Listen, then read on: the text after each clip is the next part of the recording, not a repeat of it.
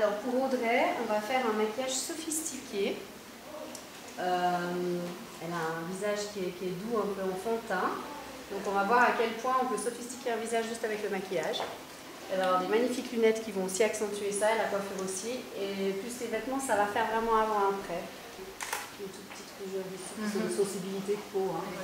Choisir le fond de teint, c'est toujours sur la maxillaire. Pourquoi est-ce que tu n'as pas commencé par le concealer cette fois-ci? Alors parce qu'elle n'a pas de cerne, donc je vais mettre que l'enlumineur. D'accord. Une bonne question. Alors là, le petit stylo magique, tu le mets tout autour. D'accord. Parce qu'en fait, tu vas avoir tout à fait un autre effet que si tu le mets que dessus. En fait, ce que tu rencontres le plus souvent, évidemment, elles sont beaucoup plus parfaites, les peaux jeunes, mais j'imagine qu'il y a quand même des choses que tu retrouves sur les peaux jeunes que tu ne trouves pas sur les peaux... c'est quoi? C'est des petites rougeurs ou des choses comme Alors, ça? les peaux jeunes ne sont pas du tout plus parfaites que les peaux matures. Hein. Déjà, il y a énormément de femmes qui ont des peaux... Des femmes plus matures qui ont des peaux magnifiques maintenant, parce que vraiment, tu vois qu'il y a quand même... ouais, elles ont peut-être plus de moyens, elles vont à l'institut, les gommages, etc. Et puis des jeunes filles qui ne s'occupent pas de leur peau, qui ont plein de petites cellules mortes, etc. qui ne savent pas poser le fond de teint, et voilà. Donc c'est pas une question d'âge. Il ne faut pas prendre des peaux trop irisées. Par contre, c'est toujours un peu impressionnant quand on le fait, mais après, quand je vais brosser, je vais enlever 50%. Et du coup, je vais avoir un magnifique sourcil. Normalement, il y a une ligne, hein, c'est coin de l'œil. Et puis, c'est pointe du nez, coin de l'œil, sourcil. Pour chaque personne, puisqu'on part à la moitié, si tu as une grande paupière, ça sera plus haut, ça sera plus grand. Si tu as une petite paupière, ça sera plus petite. C'est toujours adapté à toi. Et ça permet d'agrandir l'œil et de faire ces maquillages de défaut. Tu peux tout faire à partir de là. Alors voilà, on a notre base au crayon.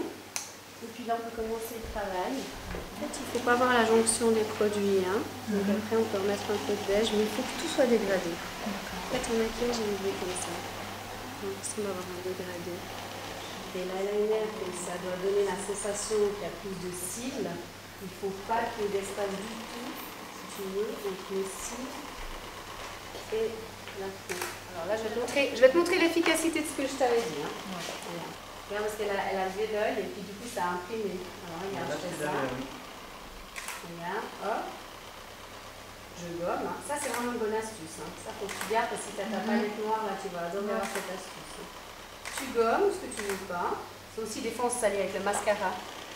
Et puis après tu rajoutes un tout petit peu de ton fard beige. Et c'est nickel. Ça en plus elle reste maquillée 16 heures. Hein. Jusqu'à l'aube demain, elle est nickel, quoi. Parce que tout est estompé, justement. Alors, tu vois, Régine, aussi, quand tu estompes comme ça, en fait. Maintenant, si on vient toucher dessus avec les doigts, on n'enlève rien. Le nombre idéal de passage, il n'y en a pas, ça dépend des cils, de la longueur des cils. Normalement, tu as un bon mascara, tu as une bonne technique. Sinon, ça devient vite pas de après, mouche. c'est pas beau. Ça devient vite pas de mouche. Ça veut dire que tu n'as pas le bon mascara pour tes cils. J'ai fait cils traits parce qu'il n'y a rien de pire que de faire juste une petite ligne fine avec le crayon. Et en plus, ça te permet de tenir bien plus longtemps le rouge à lèvres. Ouais. Mais là, jusqu'à midi, ça tient. Je sais pas, ça dépend si elle mange une salade avec l'huile d'olive ou... Tu vois, avec les lunettes, moi j'adore ça, alors le maquillage. Hein? Parce que ça te fait sortir vraiment le coin de l'œil beaucoup plus fort et du coup, ouais, alors la banane, ça va être juste beau là. Et surtout aussi l'idée de trouver un look assez classique et en talons pour ton premier travail, c'est ça en fait. Il faut qu'elle soit habillée classique en tailleur-jupe, chemise. Donc on a même essayé de trouver une petite paire de lunettes parce qu'Audrey porte souvent ses lunettes pour travailler.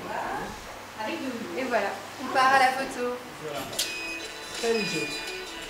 Formidable. Le visage un peu sous son table.